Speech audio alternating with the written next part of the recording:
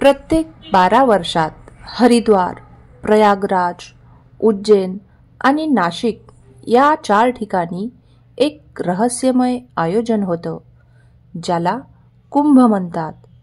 प्रत्येक वेळी कुंभमेळा भरतो तेव्हा लाखो लोक गंगेत स्नान करतात, पाप मुक्तीचा शोध घेतात.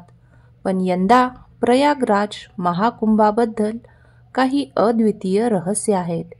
महाकुंभ 144 वर्षात एकदाच भरतो, ज्यामुळे त्याचे महत्त्व अजूनच वाढते.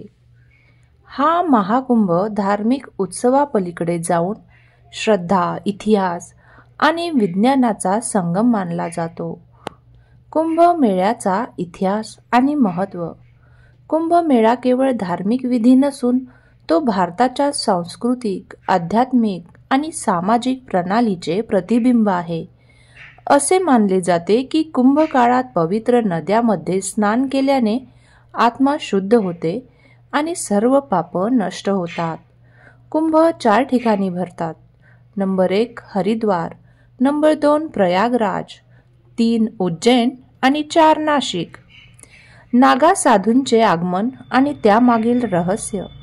कुंभकाळात हजारो नागा साधू घाटांवर जमतात. ही साधू हिमालयातील दुर्गम भागात तपश्चर्या करतात. पण महाकुंभाचा योग ते कसा ओळखतात हा प्रश्न नेहमीच राहतो. 2025चा महाकुंभ का खास आहे? 2025 मधील प्रयागराज महाकुंभ 144 वर्षातून एकदाच होणारा हा योग आहे. अक्षयवट वृक्षाचे महत्त्व आणि 12 या आकड्याचा कुंभाशी असलेला संबंध यामागचे गूढ आहे. कुंभाशी संबंधित रहस्य. महाकुंभाशी संबंधित काही गूढ तथ्य. संतांच्या म्हणण्यानुसार त्यांच्याकडे अदृश्य घड्याळ असते, जे अमृतकुंभ शोधण्याची दिशा दाखवते. कुंभातील स्नानामुळे आत्मशांती मिळते असे मानले जाते.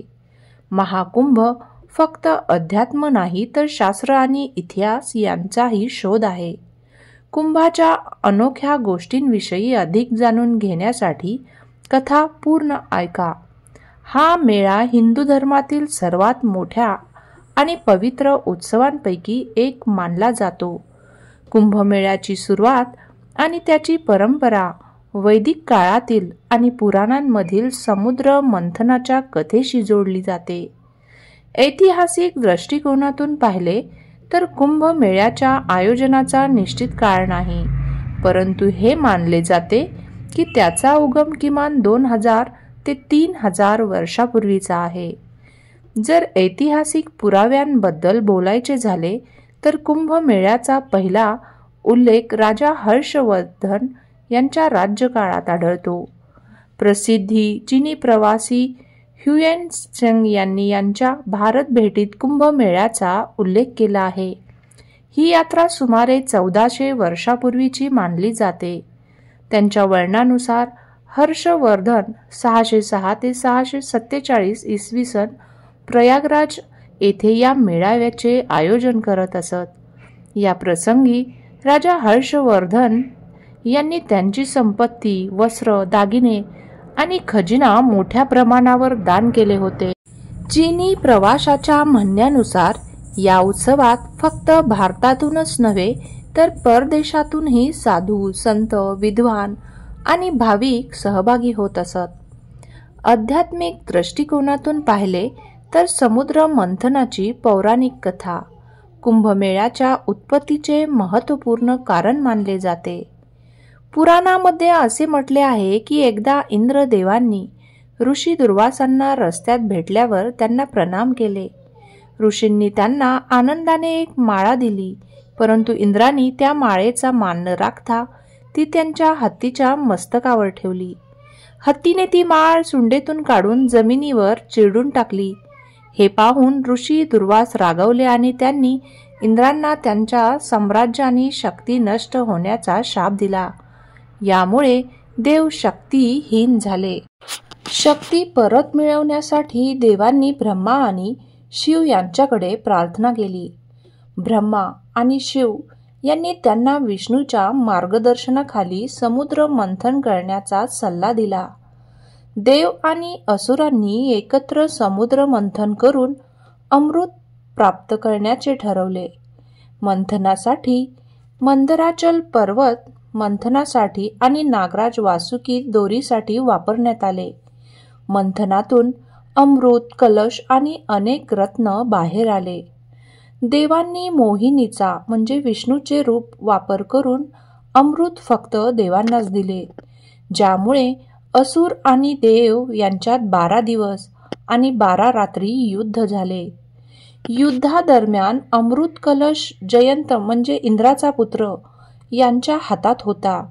या दरम्यान अमृत 4 ठिकाणी पडले: प्रयागराज, हरिद्वार, नाशिक आणि उज्जैन.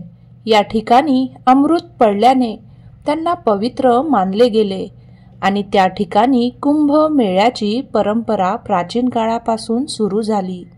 देवतांचा एक दिवस मानवी एका वर्षासमान असतो. देवता आणि असुरांमध्ये 12 दिवसापर्यंत युद्ध चाललेच होते. म्हणूनच या पवित्र स्थळांवर प्रत्येकी 12 वर्षांनी कुंभमेळा भरवला जातो. कुंभ पर्व प्रत्येक 3 वर्षांनी भरवला जातो, ज्याला अर्ध कुंभ म्हटले जाते. अर्ध कुंभ प्रत्येक 6 वर्षांनी हरिद्वार पासून सुरू होतो. हरिद्वार नंतर कुंभ पर्व प्रयागराज, नाशिक आणि उज्जैन येथे साजरा केला जातो. प्रयागराज आणि हरिद्वार येथे भरवण्यात येणाऱ्या कुंभ पर्वामध्ये आणि प्रयागराज व नाशिक येथे भरवण्यात येणाऱ्या कुंभ पर्वामध्ये 3 वर्षाचा फरक असतो. कुंभमेळा कधी आणि कुठे भरवला जाईल हे ज्योतिषीय गणनेनुसार ठरवले जाते. हरिद्वारचा कुंभ. कुंभ राशीत बृहस्पतीचा प्रवेश आणि मेष राशीत सूर्याचा प्रवेश झाल्यावर हरिद्वार येथे कुंभ पर्व साजरे केले जाते. हरिद्वार आणि प्रयागराज येथे 2 कुंभ पर्वादरम्यान 6 वर्षाच्या अंतराने अर्ध कुंभ साजरा केला जातो. प्रयागराजचा कुंभ. मेष राशीत बृहस्पती आणि सूर्य व चंद्र मकर राशीत प्रवेश करतात तेव्हा अमावस्येच्या दिवशी प्रयागराज येथे कुंभ पर्व साजरे केले जाते. मकर राशीत सूर्य आणि वृषभ राशीत बृहस्पतीचा प्रवेश झाल्यास महाकुंभ पर्व प्रयागराज येथे आयोजित केले जाते. 2025 मध्ये महाकुंभाचा मोठा सोहळा प्रयागराज येथे होणार आहे. हा महाकुंभ 144 वर्षांनंतर आयोजित केला जात आहे. 12 कुंभ पर्वतानंतर महाकुंभ साजरा केला जातो. 13 जानेवारीपासून सुरू झालेला हा महाकुंभ 26 फेब्रुवारीपर्यंत चालणार आहे. ग्रह आणि नक्षत्रांच्या बदलामुळे या महाकुंभात स्नान केल्याने अनेक पटीने पुण्य मिळते. प्रयागराज महाकुंभाचे महत्त्व. प्रयागराज येथे गंगा, यमुना आणि सरस्वती या 3 पवित्र नद्यांचा संगम आहे, ज्यामुळे हा प्रदेश अधिक महत्त्वाचा मानला जातो. सरस्वती नदी जरी लुप्त झाली असली तरी ती अद्याप जमिनीखालीच वाहते असे मानले जाते. जे व्यक्ती या संगमात शाही स्नान करतात त्यांना मोक्ष प्राप्त होतो असेही मानले जाते. उत्तर प्रदेशातील प्रयागराज येथे 4000 हेक्टर क्षेत्रावर हा भव्य महाकुंभ आयोजित केला जात आहे. ट्रॅफिक आणि गर्दीच्या व्यवस्थापनाच्या अंदाजानुसार देश विदेशातून सुमारे 40 कोटी लोक महाकुंभामध्ये सहभागी होण्याची शक्यता आहे. महाकुंभाची भव्यता. महाकुंभासाठी 6382 कोटी रुपयाचा अंदाजित बजेट ठेवण्यात आला आहे. 2013 मध्ये आयोजित कुंभमेळा हा आतापर्यंतचा सर्वात मोठा धार्मिक उत्सव मानला गेला, ज्यामध्ये सुमारे 12 कोटी लोक सहभागी झाले होते. नाशिकचा कुंभ.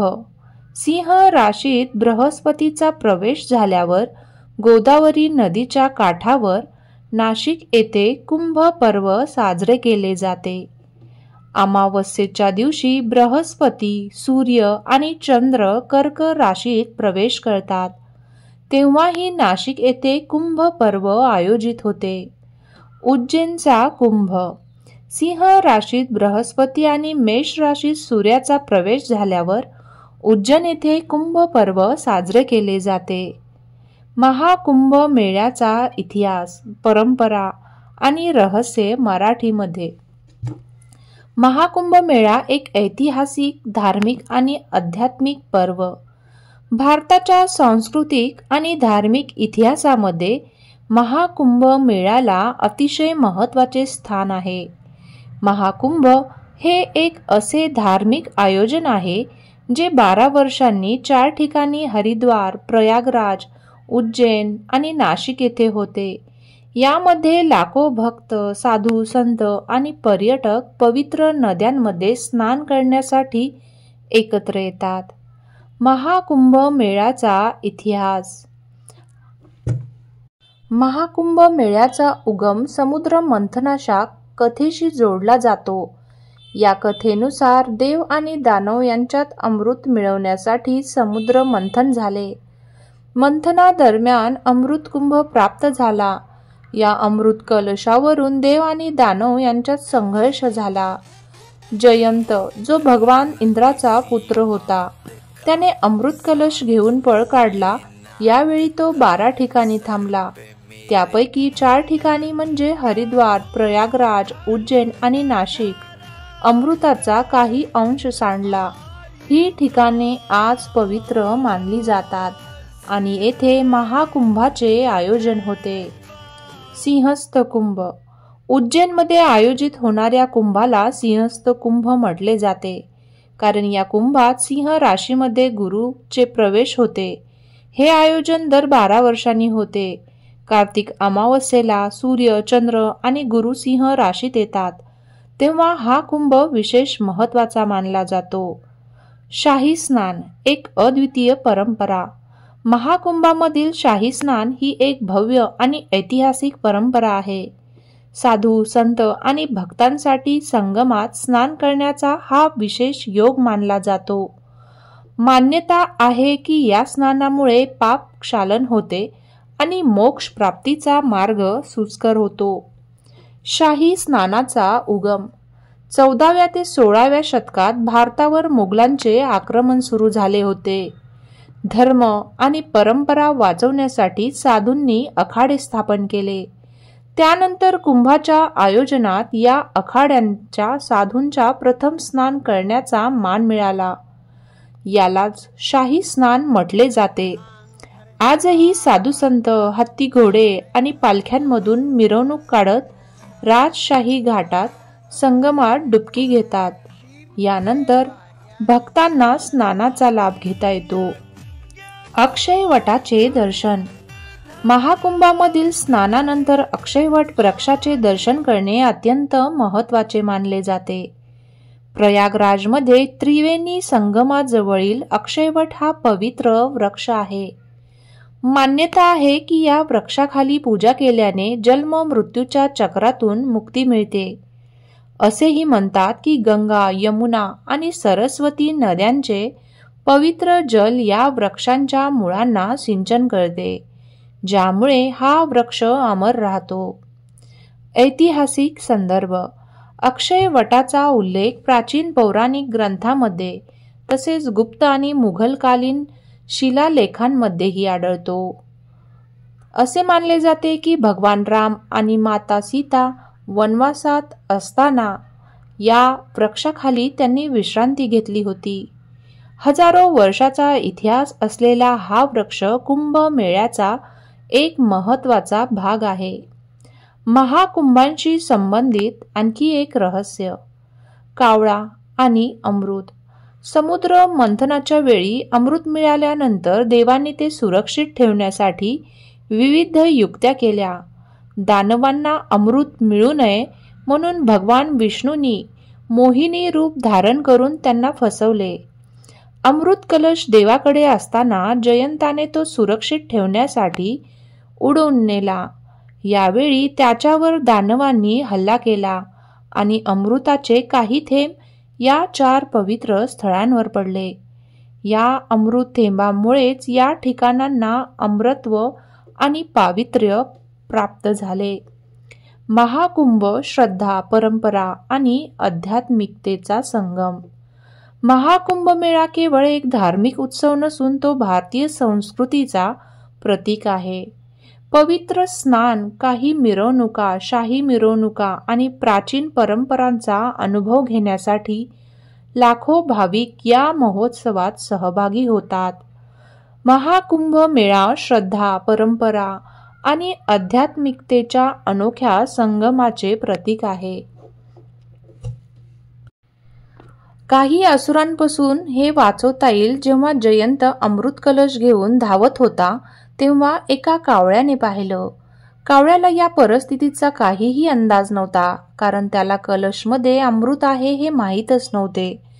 त्याने ते साधारण अन्न समजून कलशजवळ जाऊन चोच मारण्याचा प्रयत्न केला. कावळ्याची चोच कळशाच्या झाकणावर लागली आणि त्यातून अमृताची काही थेंबे पृथ्वीवर पडली असेही मानले जाते. काही बूंद थेंब प्रयागराजमध्ये पडले. जयंतने पाहिले की कावळ्याने अमृत कलशाला स्पर्श करण्याचा प्रयत्न केला आहे, म्हणून त्याने त्या कावळ्याला शाप दिला की तू नेहमी भुकेलाच राहशील आणि लोकांच्या तिरस्कारास पात्र होशील. पण कावळ्याला अमृताच्या संपर्कामुळे वरदान देखील मिळाले आणि तो अमर होईल आणि युगानुयुग जिवंत राहील. यामुळेच कावळ्याचे आयुष्य इतर पक्ष्यांपेक्षा जास्त असते. कावळा सहसा वयाची समाप्ती झाल्यावरच मरत नाही. त्याचे मरण सहसा गंभीर आजार, भूक, तहान किंवा इतर गंभीर घटनेमुळेच होते. आता आपण तिसऱ्या रहस्याबद्दल जाणून घेणार आहोत, जे महाकुंभाच्या सरस्वती नदीशी संबंधित आहेत. प्रयागराजच्या संगम तटावर दरवर्षी लाखो श्रद्धाळू गंगा, यमुना आणि अदृश्य सरस्वतीच्या संगमात स्नान करण्यासाठी येतात. गंगा आणि यमुना या नदींना प्रत्येकजण पाहू शकतो, पण सरस्वती नदीचे पाणी कधीच दिसत नाही. ही नदी अदृश्य का आहे याबद्दल एक पौराणिक कथा आहे. कथेनुसार खूप काळापूर्वी जेव्हा पृथ्वीवर ऋषी मुनी तपस्येत लीन होते तेव्हा सरस्वती नदीचा प्रवाह हरित भूमीवर होती. ही नदी ज्ञान, कला आणि संगीताची देवी होती. सरस्वतीची प्रतीक मानली जात होती. सरस्वतीचे पाणी इतके पवित्र आणि दिव्य होते की तिच्या किनाऱ्यावर बसून तपस्या करणारे ऋषी लगेच सिद्धी प्राप्त करत. एकदा काही असुरांनी सरस्वती नदीच्या या दिव्यतेला नष्ट करण्याची योजना बनवली. त्यांनी नदीचे पाणी प्रदूषित करण्याचा प्रयत्न केला, जेणेकरून ऋषी मुनींची तपस्या निष्फळ होईल आणि ऋषी मुनी आपली तपस्या पूर्ण करू शकतील. असुरांनी सरस्वती नदीच्या किनाऱ्यावर रक्त आणि विष पसरवायला सुरुवात केली. हे समजल्यावर देवी सरस्वती फार दुःखी झाल्या आणि ब्रह्माजीकडे जाऊन प्रार्थना केली की हे सृष्टीकर्ता, माझं पाणी आता अपवित्र होऊ लागलं आहे. असुर माझ्या पवित्रतेचे हरण करत आहेत. कृपया मला एक मार्ग दाखवा ज्यामुळे मी माझ्या पवित्रतेचे रक्षण करू शकेल. ब्रह्माजींनी प्रकट होऊन सरस्वतीजीला सांगितलं की हे सरस्वती, तुम्ही तुमची दिव्यता वाचवण्यासाठी अदृश्य होऊन जा. पृथ्वीवर फक्त तीच व्यक्ती तुम्हाला अनुभवू शकतील जिने आत्मा शुद्ध आणि तपस्वी असतील. त्यानंतर सरस्वती नदीने स्वतःला अदृश्य केलं आणि तिचा प्रवाह पृथ्वीच्या खाली सुरू झाला, जिथे असुर काहीही करू शकत नव्हते. असं मानलं जातं की प्रयागराजमध्ये जिथे गंगा आणि यमुना यांचा संगम होतो तिथे अदृश्य सरस्वती नदीचा प्रवाह देखील असतो. श्रद्धाळू जेव्हा नदीमध्ये स्नान करतात तेव्हा त्यांची आत्मा सरस्वतीच्या अदृश्य पाण्याने पवित्र होऊन जाते. अनेक ऋषी आणि साधुक म्हणतात की त्यांनी ध्यान करताना सरस्वतीच्या पाण्याचा स्पर्श अनुभवला आहे. त्यांचं म्हणणं आहे की हे पाणी सामान्य पाण्यापेक्षा खूप थंड आणि दिव्य असतं. वैज्ञानिक संशोधनही हे सत्य सिद्ध करतं की प्रयागराजमध्ये भूगर्भीय पाण्याचं एक वेगळाच प्रवाह आहे, जो सरस्वती नदीचा असू शकतो. आता चौथ्या रहस्याबद्दल बोलूयात, जो प्रयागराजच्या संगमावर असलेल्या झोपलेल्या हनुमानच्या मंदिराशी संबंधित आहे. जर तुम्ही 2025च्या महाकुंभमध्ये सहभागी होणार असाल तर गंगा नदीच्या किनाऱ्यावर असलेल्या हनुमानजी झोपलेल्या त्या मंदिरात नक्कीच जाऊन दर्शन घ्या. झोपलेल्या हनुमानजींची मूर्ती 20 फूट लांब आहे असं मानलं जातं आणि गंगा माता स्वतः हनुमानजीला स्नान घालतात. त्यामुळे महाकुंभादरम्यान त्यांचे दर्शन फार शुभ मानले जाते. हनुमानचे हे मंदिर प्रसिद्ध सिद्ध मंदिरापैकी एक आहे आणि हे मंदिर कमीत कमी 600 वर्ष जुने मानले जाते. या मूर्तीबद्दल असं सांगितलं जातं की त्यांच्या डाव्या पायाच्या खाली कामदा देवी आणि उजव्या पायाच्या खाली अहिरावण दबलेला आहे. हनुमानच्या उजव्या हातात राम, लक्ष्मण आणि डाव्या हातात गदा आहे. पौराणिक कथेनुसार लंकाला विजय मिळवून अयोध्येपर्यंत पोहोचताना हनुमान थकले होते आणि त्यांना आळस आला होता. तेव्हा माता सीतांनी हनुमानचं कष्ट दूर करण्यासाठी या ठिकाणी त्यांना सिंदूर लावून अमरतेचे वरदान दिले होते. प्रयागराजमधील हनुमान मंदिरात अनेक शतके एक अद्भुत आणि दिव्य चमत्कार होत आलेला आहे. प्रयागराजमध्ये जेव्हा मोठ्या प्रमाणावर पूर येतो तेव्हा गंगा माता संगमातून या मंदिरात येऊन हनुमानच्या मूर्तीस जलाचा अभिषेक करते आणि जसेच गंगा माईचे जल मंदिरात येते त्याच्यानंतर गंगाजींचा जलस्तर आपोआप कमी होत जातो. संगममध्ये डुबकी घेतल्यावर जेव्हा तुम्ही हनुमानचं दर्शन घेता तेव्हा तुमची यात्रा यशस्वी मानली जाते. या मंदिराला खूप चमत्कारी मानलं जातं. जर एखादा भक्त पूर्ण श्रद्धेने इथे एखादी इच्छा मागतो तर बालाजी त्याची मनोकामना नक्कीच पूर्ण करतात. याशिवाय असंही मानलं जातं की जो भक्त श्रद्धेने हनुमानच्या डोळ्यात बघतो त्याचे मोठे ते मोठे कष्ट, संकटमोचन एका क्षणात दूर होतात. महाकुंभाच्या दरम्यान इथे भक्तांची खूप गर्दी होत असते. आता या रहस्याबद्दल बोलूयात जे फार कमी लोकांना माहीत आहे. धरती आणि स्वर्गात एकाच वेळी कुंभमेळा आयोजित केला जातो. हो, तुम्ही अगदी बरोबर ऐकलं. अशी मान्यता आहे की जेव्हा महाकुंभ पृथ्वीवर आयोजित केला जातो तेव्हा त्याच वेळी देवलोकातही कुंभ आयोजित केला जातो. हे एकमात्र अशी वेळ असते जेव्हा स्वर्ग आणि पृथ्वी दोन्ही ठिकाणी कुंभमेळा आयोजित केला जातो. फार कमी लोकांना माहिती असेल की सूर्य, चंद्र, गुरु आणि शनी ग्रहांचा कुंभमेळ्यात विशेष महत्त्व आहे. या ग्रहांची स्थितीच ठरवते की कुंभ कधी आयोजित केला जाईल. कारण असं मानलं जातं की सूर्य, चंद्र, गुरु आणि शनी ग्रहांनी मिळून अमृत कलशाची रक्षा केली होती.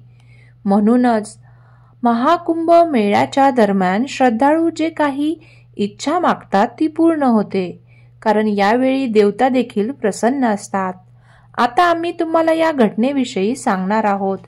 जेव्हा महाकुंभात तीर्थयात्रेवर भारी भरकम कर लावला गेला होता.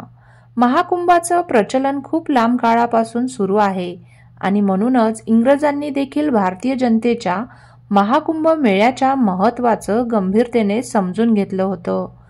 एवढंच नाही तर त्यांनी याला कमाई करण्याच्या संधी म्हणून पाहिलं होतं. कुंभ सिटी प्रयाग नावाची एक पुस्तक आहे जे GSK दुबे यांनी लिहिलेलं आहे. या पुस्तकात एक प्रकरण आहे कुंभ इन 1822. या प्रकरणात एक पर्शियन स्कॉलरच्या संदर्भात लिहिलं आहे की 1822चा कुंभ खूपच साधा होता.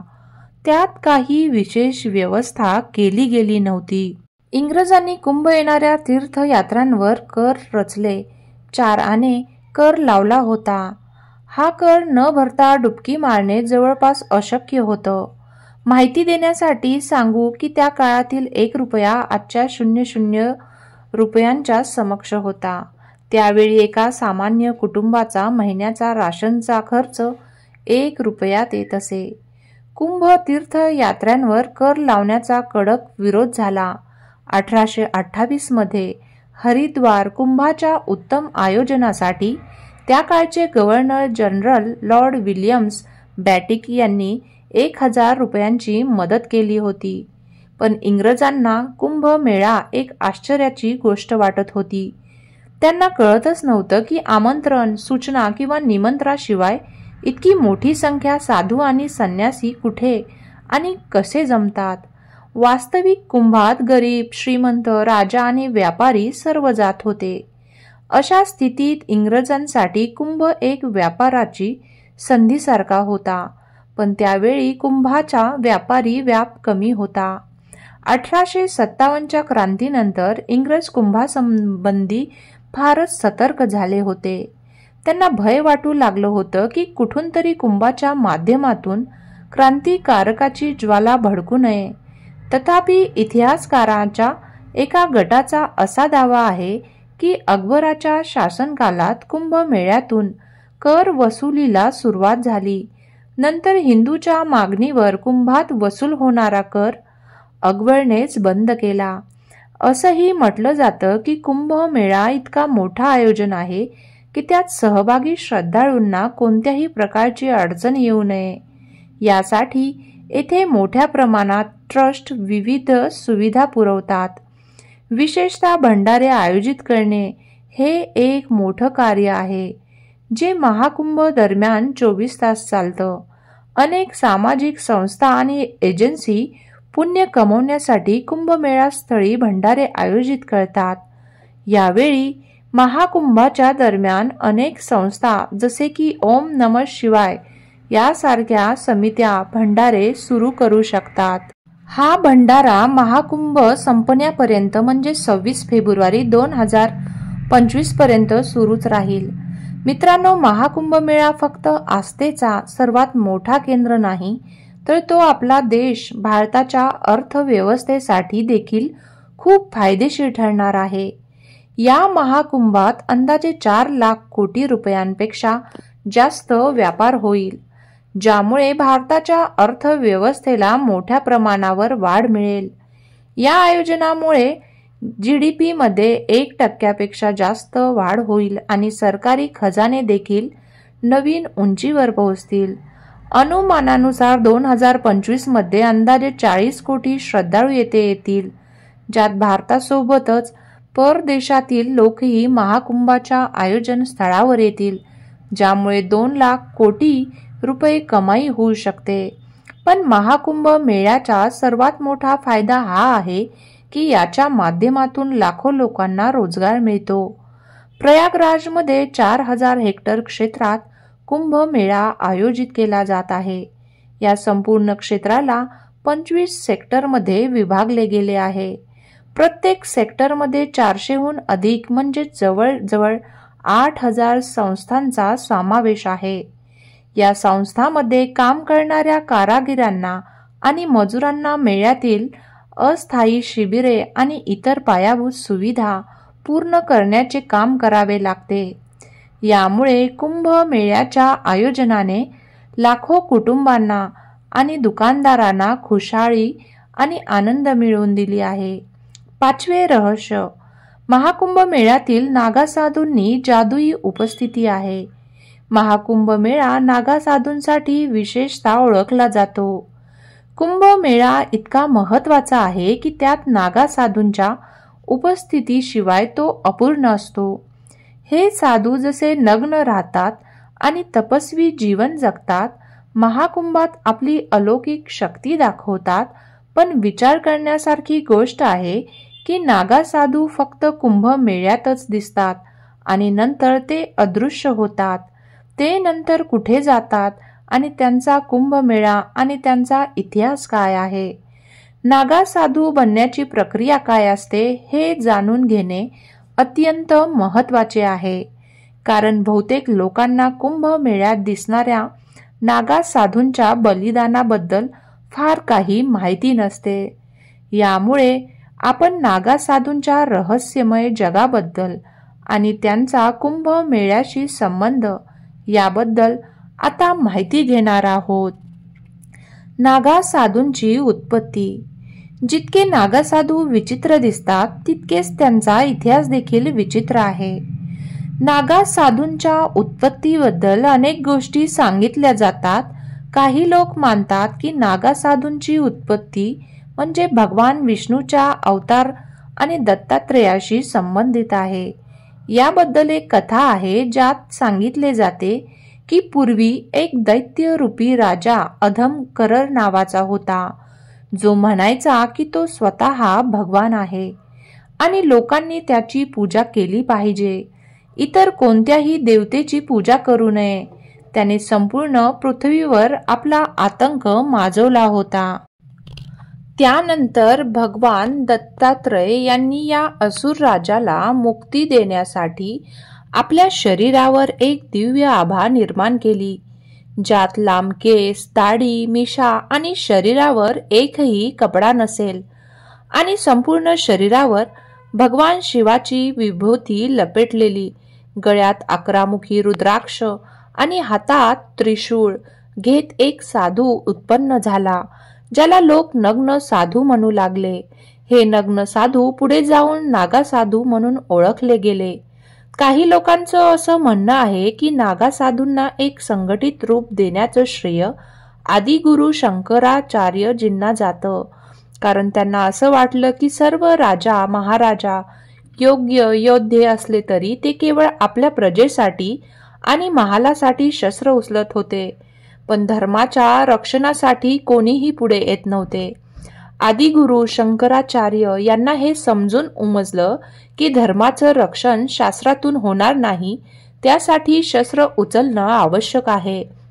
म्हणून 8व्या शतकात आदि शंकराचार्य यांनी सनातन धर्माच्या रक्षणासाठी देशाच्या 4 कोपऱ्यात 4 पीठं स्थापन केली आणि त्यात धर्माच्या रक्षणासाठी एक गट तयार केला, ज्याला पुढे जाऊन नागा साधू म्हटलं गेलं.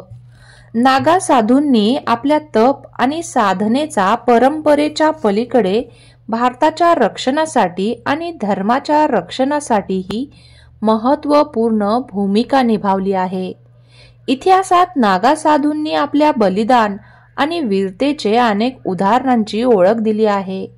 विदेशी आक्रमणाच्या वेळी अनेक वेळा राजा महाराजांनी नागा साधूंचे सहाय्य घेतले आहे. इतिहासामध्ये अशा अनेक लढ्यांचा उल्लेख आहे ज्यात 40,000हून अधिक नागा योद्ध्यांनी भाग घेतला.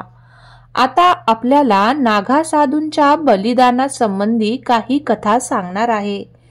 पहिली कथा मथुरा वृंदावनाशी संबंधित आहे, जी की 1757 मध्ये अफगाणिस्तानच्या मुस्लिम शासक अब्दालीने मथुरा, वृंदावन आणि गोकुळवर आक्रमण केलं होतं, जिथे त्यांनी मंदिरे लुटली आणि हिंदूचा नरसंहार करण्याचा आक्रमण केलं होतं. आणि जिथे त्यांनी मंदिरे लुटून हिंदूचा नरसंहार करण्याचा प्रयत्न केला, जेव्हा अब्दालीची सेना गोकुळ आणि त्याच्या आसपासच्या शेजारच्या प्रदेशावर हल्ला करत होती, तेव्हा तिथे नागा साधू धर्म आणि संस्कृतीचे रक्षण करण्यासाठी उभे राहिले. जर त्यावेळी नागा साधूंनी अब्दुलच्या सेनेवर हल्ला केला नसता तर गोकुळ आज भारतातील एक अत्यंत पवित्र स्थान मानले जाते, जे अफगाणिस्तानचा भाग झाला असता. आता दुसरी कथा की 1857 वर्षातीलच आहे, जेव्हा देशभरात इंग्रजांच्या विरोधात स्वातंत्र्याची लढाई सुरू झाली होती. नागोदमध्ये 300 साधूंनी इंग्रजांच्या छावणीवर आक्रमण करून मेजर कॅलिसला ठार केले आणि तेथे ताबा घेतला. या 300 लोकांमध्ये नागा साधूचाही समावेश होता, ज्यांनी इंग्रजांच्या सेनेला पराभूत करून त्यांना ताब्यात घेतले. याशिवाय पिडराच्या जागीवर ठाकूर दलगजन सिंहने 1500 शिपायांसह 1858 मध्ये इंग्रजी छावणीवर हल्ला केला आणि 2 इंग्रज अधिकाऱ्यांची हत्या करून त्यांचे सामान लुटले. पहिली जी घटना होती की पहिली घटना हनुमानधारा येथे नागा साधू आणि क्रांतिकार्यापर्यंतची लढाई आहे. 300हून अधिक नागा साधू क्रांतिकार्यांशी एकत्र आले होते आणि त्यांनी ब्रिटिश साम्राज्य आणि त्यांच्या मदतीला आलेल्या राजांना धूळ चाटायला लावली. 3 दिवस चाललेल्या या लढाईमध्ये क्रांतिकाऱ्यांना मोठा पराभव झाला आणि अनेक साधू आणि क्रांतिकारी वीरगतीला प्राप्त झाले. हनुमानधारा येथील पर्वत साधूंनी आपल्या शौर्याच्या आधारावर लाल रंगात रंगले होते, जे त्यांचं संघर्ष आणि बलिदान दर्शवते. दुसरी घटना जी होती अकबरच्या काळातील 1566 ते 1567 मध्ये अकबरने मेवाडच्या महाराणा उदयसिंगच्या प्रदेशावर हल्ला करण्याचा निर्णय घेतला. अकबर मेवाडमधील व्यापार मार्गावर कर लावण्यासाठी जाऊन त्यांच्या सीमेवर नागा साधूंना हडबडले. अकबर आणि त्यांच्या सैन्याने नागा साधूंना उपेक्षा केली, ज्यामुळे ते अत्यंत क्रोधित झाले आणि त्यांनी अकबरच्या 300 सैनिकांच्या तुकडीवर हल्ला केला. एकूण 100 नागा साधूंनी 300 शिपायांना पराभूत केले आणि अकबराला देखील जखमी केलं. हा संघर्ष अकबर जीवनभर विसरला नाही. या घटनामध्ये नागा साधूंच्या शौर्याची आणि त्यांच्या धर्मासाठी दिलेल्या बलिदानाची एक महत्त्वपूर्ण छाया आहे. नागा साधूंनी अकबरच्या आणि औरंगजेबच्या सैन्याच्या विरोधात केलेल्या या संघर्षामध्ये त्यांचा धैर्य आणि वीरता प्रकट झाली. अकबरच्या विरोधातील संघर्षात 100 नागा साधूंनी 300 अकबराच्या सैनिकांना पराभूत केलं आणि अकबरला जखमी करून तेथून पलायन करण्यास भाग पाडलं. मात्र या संघर्षात 60 ते 70 नागा साधू शहीद झाले. या युद्धाच्या घटनेला अकबर आयुष्यभर विसरू शकला नाही. या लढाईत नागा साधूंनी त्यांच्या शौर्याची आणि धर्मासाठी केलेल्या संघर्षाची एक अद्भुत छाप सोडली. त्याचप्रमाणे 1664 मध्ये आणि 1666 मध्ये औरंगजेबच्या सेनापती मिर्झा अली तुरुंग आणि औरंगजेबच्या सैन्याने काशी आणि हरिद्वारवर आक्रमण केलं. तेव्हा नागा साधूंनी त्यांचा विरोध करून या धार्मिक स्थळांची रक्षण केलं. त्यांच्या त्यागाने आणि धैर्याने हिंदू धर्माच्या रक्षणात मोठे योगदान दिले आहे. नागा साधू बनणे हे सोपे नसून त्यासाठी कटिबद्धता, शौर्य आणि तपस्या आवश्यक आहे. प्रत्येक व्यक्तीसाठी नागा साधू बनणे शक्य नाही. या प्रक्रियेतील कठोर परीक्षांमुळे नागा साधू हे एक महत्त्वपूर्ण आणि प्रेरणादायक व्यक्तिमत्व बनतात, जे नेहमी धर्मासाठी संघर्ष करत राहतात. नागा साधू बनण्याची प्रक्रिया अत्यंत कठोर आणि तपश्चर्येने भरलेली असते. यासाठी साधकाला अनेक कठोर परीक्षांमधून जावे लागते. जेव्हा कोणीतरी नागा साधू होण्याची इच्छा व्यक्त करतो, तेव्हा त्याला आधी आखाड्यात प्रवेश करण्यासाठी संपूर्णपणे तपासले जाते. या प्रक्रियेत साधकाच्या ब्रह्मचर्याची, मानसिक स्थितीची आणि त्यांच्या इच्छांची तपासणी केली जाते. आखाड्यात प्रवेश केल्यानंतर साधकाला त्यांच्या जीवनातील ब्रह्मचर्य पाळावे लागते, ज्यासाठी 6 महिने ते 12 वर्षापर्यंत ही वेळ लागू शकतो. यानंतर त्याला गंगेसमोर शपथ दिली जाते की तो परिवारात जाईल नाही आणि विवाह करणार नाही. त्याला सर्व भौतिक सुखांना आणि संबंधांना टाटा देऊन समाजापासून वेगळं होऊन फक्त ईश्वराची भक्ती करण्याची शपथ दिली जाते. त्यानंतर त्याला पंचदेवांद्वारे दीक्षा दिली जाते. विष्णू, शक्ती, शिव, सूर्य आणि गणेश या दीक्षेच्या सोबतीला त्याला भस्म, भगवे वस्त्र, रुद्राक्ष, अन्य साधूंचे चिन्ह दिले जाते. सर्वात महत्त्वाची गोष्ट म्हणजे त्याला एक गुरुमंत्र दिला जातो, ज्यावर त्याची सर्व तपश्चर्या आधारित असते. हा मंत्र नागा साधूंच्या जीवनाचा आधार बनतो. दीक्षेनंतर साधूला त्याच्या शरीरावरचे सर्व वस्त्र काढून टाकण्याची शपथ दिली जाते आणि ते आपल्या कुटुंबापासून आणि समाजापासून पूर्णपणे वेगळा होऊन अवधूताच्या रूपात जीवन जगण्याचा संकल्प करतो. या प्रक्रियेत त्याला आणि त्याच्या कुटुंबातील सदस्यांना पिंडदान देण्यात येते, ज्याचा अर्थ असा की तो आपली संस्कारित जीवन आणि संबंधाला मृत मानून सनातन धर्माचे रक्षण करण्यासाठी जीवन समर्पित करतो. जर एखादा व्यक्ती नागा साधू बनण्याच्या प्रक्रियेत थोडीशीही गोंधळ किंवा संकोच दाखवतो तर त्याला लगेचच आखाड्यातून बाहेर काढले जाते. त्यानंतर जो व्यक्ती या कठोर प्रक्रियेतून यशस्वी होतो त्यांना पुढील प्रक्रिया पार करावी लागते, ज्यात त्यांना आपला लिंग निष्क्रिय करावा लागतो. या प्रक्रियेसाठी त्यांना नागा रूपात खांद्यावर एक दंड आणि मातीचे भांडे घेऊन आखाड्याच्या ध्वजाच्या खाली 24 तास काही न खाता न पिऊन उभे राहावे लागते. हे सर्व आखाड्याच्या पहारेदाराच्या देखरेखीखाली केली जाते. त्यानंतर आखाड्याचे साधू वैदिक मंत्रोच्चारण करत त्यांच्या लिंगाला निष्क्रिय करतात. यानंतर त्या व्यक्तीला कधीही लिंगाची उभारी येत नाही आणि ही प्रक्रिया पूर्ण झाल्यानंतरच तो नागा साधू म्हणून मान्य केला जातो. नागा साधू बनल्यानंतर त्यांना काही कठोर नियमांचे पालन करावे लागते. दीक्षा घेतल्यानंतर एक नागा साधूला कायमचाच ब्रह्मचर्य पाळावे लागते आणि त्याच्या इच्छांवर नियंत्रण ठेवावे लागते. या व्यतिरिक्त साधूला त्याच्या गुरु आणि वरिष्ठ साधूंची सेवा करण्याची जबाबदारी असते आणि त्यांना दिलेले आदेश स्वीकारावेच लागतात, जर ते त्यांच्या हितात असो किंवा नसो. त्यांना आपले वस्त्र कायमचे त्यागावे लागतात. त्यामुळे आपण कधीही वस्त्रांमध्ये नागा साधूला पाहू शकत नाही. काही साधू विशिष्ट परिस्थितीत गुरुये वस्त्र धारण करतात, परंतु त्यांना एकापेक्षा जास्त गुरुये वस्त्र घालण्याची परवानगी नसते. साधू आपले शरीर विभूती आणि रुद्राक्षाने सजवतात. महिलांसारखा 16 शृंगार करणे नागा साधूच्या जीवनाचा एक भाग आहे, पण त्यांचा शृंगार महिलांपेक्षा वेगळाच असतो.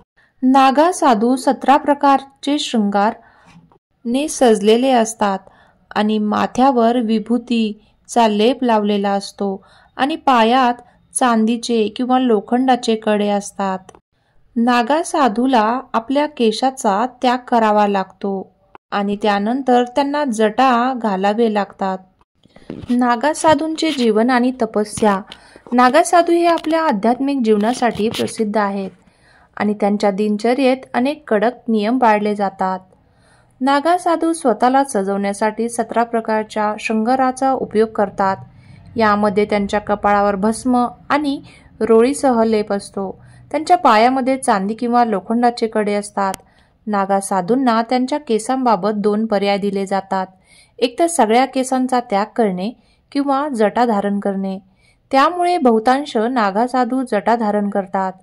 त्यांच्या जटांबद्दल असे म्हटले जाते की त्यांचा तो अभिमान असतो आणि म्हणूनच या जटांचे विशेषरित्या रक्षण केले जाते. नागा साधू त्यांच्या जटांना माती आणि भस्माने सजवतात. ते कोणत्याही आधुनिक साधनांचा वापर करत नाहीत. काही साधूंच्या जटांची लांबी 10 फुटापर्यंत असते, की त्यांच्या तपस्वी जीवनाचा एक महत्त्वाचा भाग दर्शवते. भिक्षा आणि जीवनशैली. नागा साधू भिक्षेवर आपले जीवन जगतात. त्यांना फक्त 7 घरांमधूनच भिक्षा मागण्याचा नियम असतो. जर 7 घरातून भिक्षा मिळाली नाही तर त्यांना उपाशी राहावे लागते. नागा साधू दिवसातून फक्त एकदाच अन्न ग्रहण करतात आणि त्यांना 15 दिवसापर्यंत अन्नाशिवाय राहण्याची ताकद असते. जे काही भिक्षेत मिळते ते समाधाने स्वीकारले जाते. नागा साधूंना कॉट, पलंग याच्यावर झोपण्याची परवानगी नसते. ते नेहमी जमिनीवरच झोपतात. जर एखादा साधू कॉटवर झोपताना दिसला तर तो खरा साधू नसतो असे मानले जाते. त्यांचे जीवन पूर्णतः संसार आणि गृहस्थ जीवनापासून वेगळेच असते. तपस्या आणि साधना.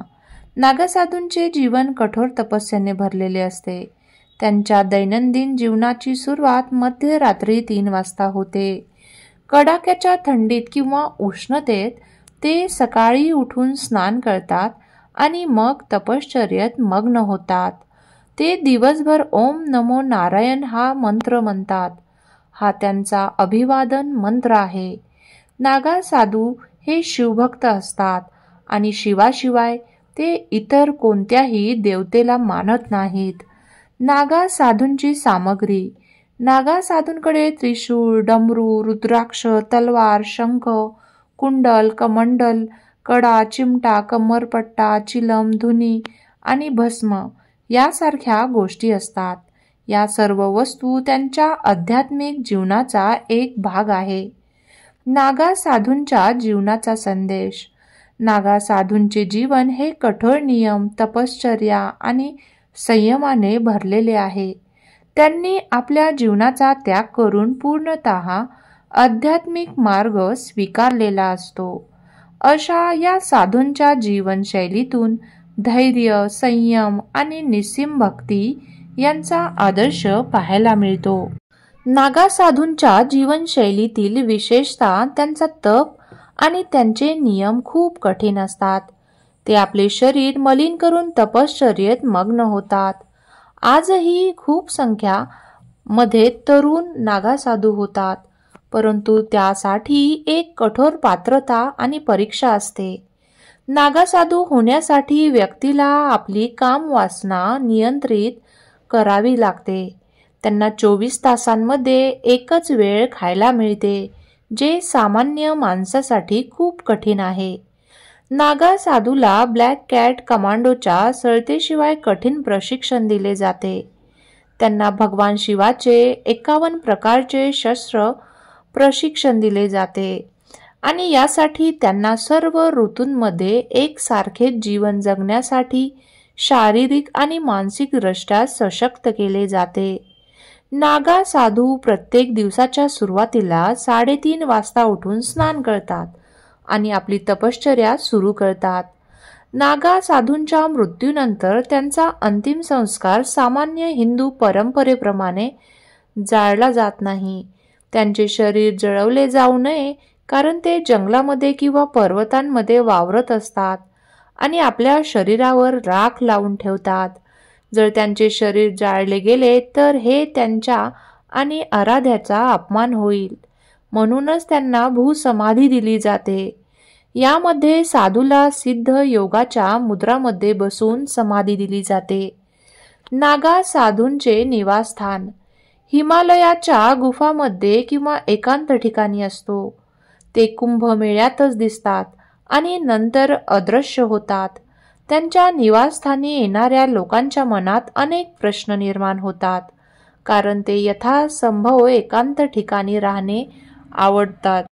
नागा साधू साधारण लोकांपासून दूर, शांत आणि एकांत स्थळी राहतात आणि आपल्या जीवनाचा एकमात्र उद्देश भगवानाचे ध्यान करणेच असतो. ते फक्त कुंभमेळ्यादरम्यानच शाही स्नानासाठी सार्वजनिक स्थळी दिसतात. त्यानंतर ते पुन्हा लोकांच्या दृष्टीपासून गायब होतात. त्यांना असा विश्वास आहे की सामान्य लोकांमध्ये राहून ते आपल्या आराधनाच्या प्राप्तीसाठी आवश्यक शांती आणि ध्यान मिळवू शकत नाहीत. म्हणून ते आपल्या संप्रदायाच्या बाहेर राहून रात्री दिवस रात्र केवळ भगवानाची आराधना करतात. नागा साधू घनदाट जंगलाच्या मार्गाने यात्रा करत असतात. ते रात्री उशिरा यात्रा सुरू करतात जेव्हा सर्व लोक झोपलेले असतात, जेणेकरून त्यांना मानवी संपर्क कमी होईल. त्यामुळे ते प्रामुख्याने जंगल आणि निर्जन मार्गावर डेरा टाकतात. काही नागा साधू एकट्या प्रवास करतात, तर काही आपला ग्रुप करून यात्रा करतात. त्यांना या अर्थी रात्रीची यात्रा करत असताना किंवा जंगलात दिवस काढताना कोणालाही दिसत नाहीत. अशी एकच कारण सांगितली जाते की त्यांच्या प्रवासाच्या काळात लोकांशी अत्यंत कमी संपर्क व्हावा. नागा साधू साधारणतः आपल्या प्रवासादरम्यान झोपत नाहीत. फक्त जर आवश्यक असेल तर काही काळ गुहेमध्ये राहून त्यांचे तप आणि साधना करतात आणि नंतर दुसऱ्या गुहेमध्ये जातात. त्यामुळे त्यांची स्थिती आणि राहण्याचे ठिकाण शोधणे कठीण होते. तुम्हाला असा प्रश्न पडू शकतो की नागा साधूंना कुंभमेळ्याबद्दल कसे माहिती मिळते, कारण ते तर जंगलामध्ये राहतात आणि त्यांना मानवांसोबत संबंध नाहीत. त्याचे उत्तर म्हणजे प्रत्येक नागा साधूच्या आखाड्यांमध्ये एक कोतवाल असतो. तो साधूंना आणि आखाड्यांमध्ये मध्यस्थचे काम करतो. कुंभमेळा किंवा अर्धकुंभ यासारख्या महापर्वांबद्दल माहिती त्याला मिळते आणि त्याच्या सूचनेनुसार नागा साधू त्या ठिकाणी पोहोचतात. तुम्हाला प्रश्न येऊ शकतो की या नागा साधूंना कडाक्याच्या थंडीत कशी थंडी लागत नाही? तर त्याचे कारण म्हणजे त्यांच्या कठोर तपश्चर्येमुळे रोज आपल्या शरीरावर राख लावल्याची परंपरा आणि त्यांचा योग.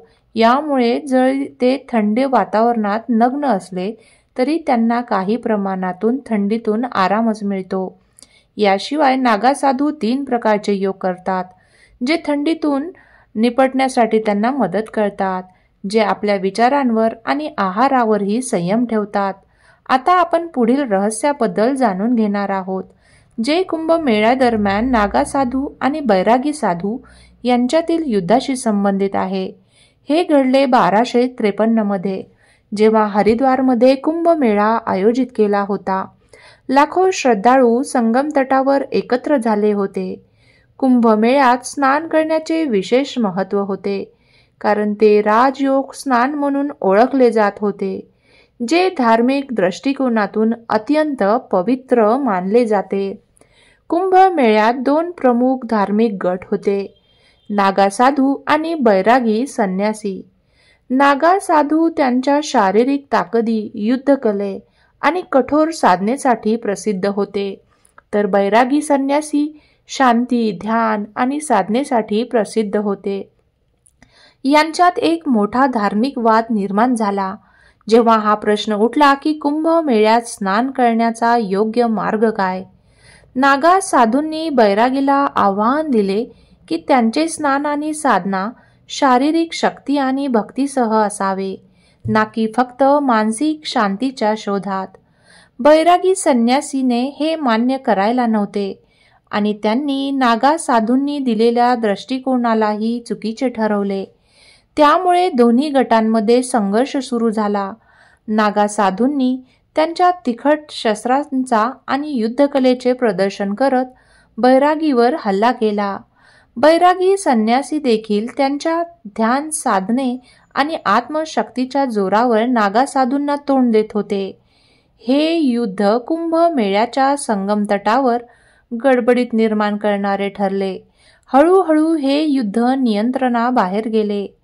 जादूनाथ सरकार यांच्या ए हिस्ट्री ऑफ द नामी नागा संन्यासी या पुस्तकानुसार 1253 मध्ये हरिद्वार कुंभमेळ्यात नागा साधूंनी बैरागी साधूंना पराभूत केले.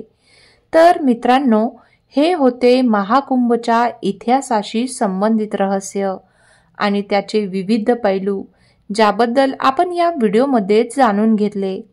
आशा आहे की हा व्हिडिओ आपल्याला आवडला असेल. जर आपल्याला हा व्हिडिओ आवडला असेल तर कृपया तो आपल्या मित्रांमध्ये जास्तीत जास्त शेअर करा. जर आपण देखील 144 वर्षानंतर होणाऱ्या महाकुंभाचा भाग होणार असाल तर कमेंट बॉक्समध्ये हर हर महादेव असे अवश्य लिहा. आपली काळजी घ्या, सतर्क रहा, जागरूक रहा. पुन्हा भेटूया लवकरच. धन्यवाद.